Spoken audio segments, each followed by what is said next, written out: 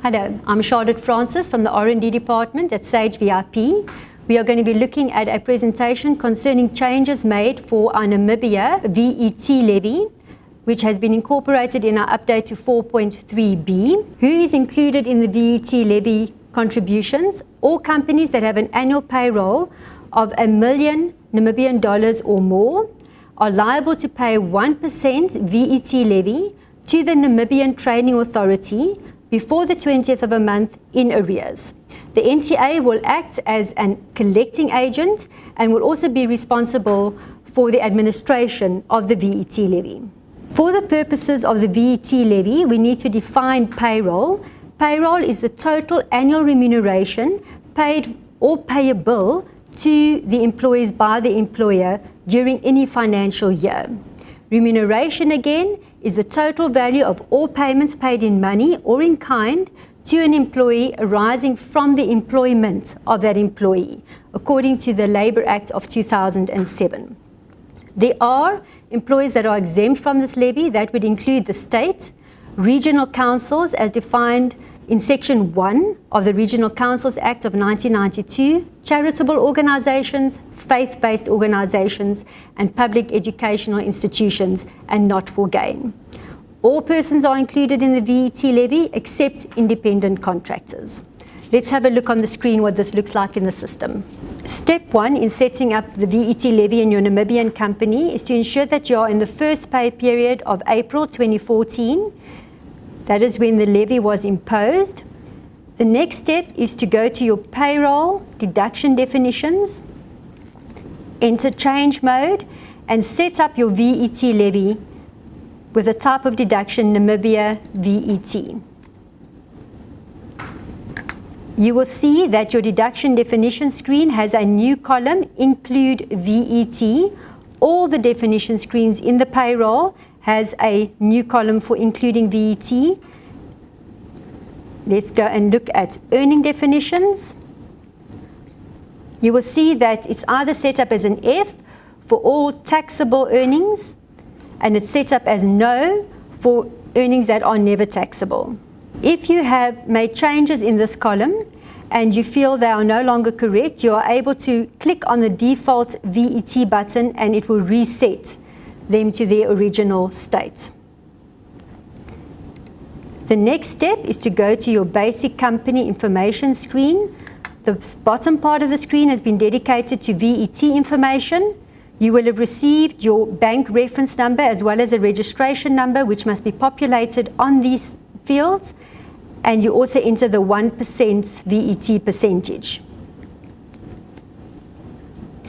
If you were to access this company with VIPSD, your VIP support desk password, you would see a field in this space called period VAT calculation.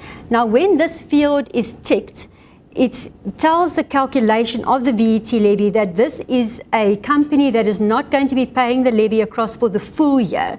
So it has to use periodic figures for the calculations instead of year-to-date values. So once you roll into your new tax year in March 2015, this tick would be removed. It's been set there during conversion. That tick would be removed and the calculations would be based on year-to-date values at that point. The last step is to go to your employee screen. On the statutory details tab, we have an exclude for VAT levy. This employee makes use of statutory tables, so he would not be ticked, but this employee is an independent contractor and we would tick him so that he is not included in any of the calculations. When you go to your payslip, your employee payslip,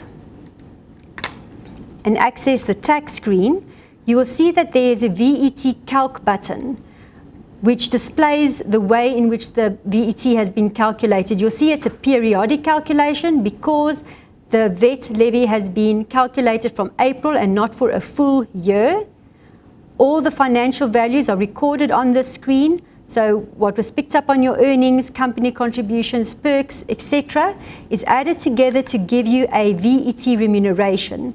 The 1% is applied to this value to give you a total. If we were using year-to-date values, we would have the year-to-date VAT amount found on the company contribution screen that would be recorded in this position.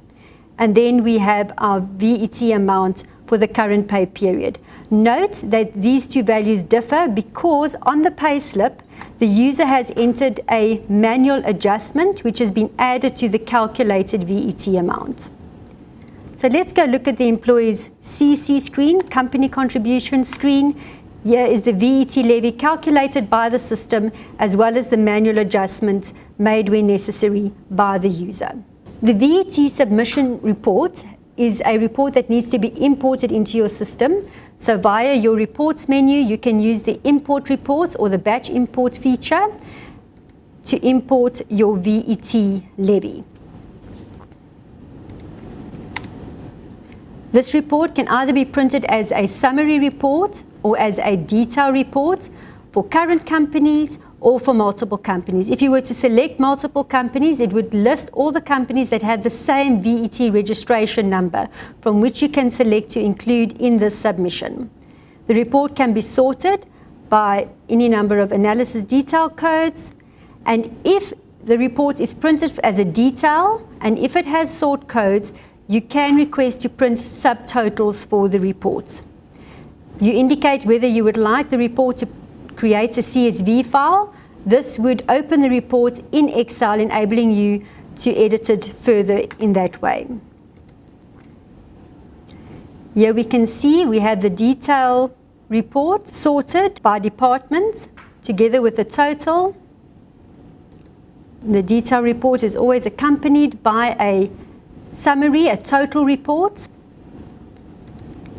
If you have indicated that you want a CSV file to be created, a message will be populated saying that the VAT, DET, CSV file exists in your VIP directory. And then you have the option to open the file or not in Excel. You need to select the VIP directory where the report was printed from so that the values can populate through to Excel. That brings us to the end of the Namibia VAT presentation. If you have any further questions, please consult the release notes found on our company selection screen. Goodbye.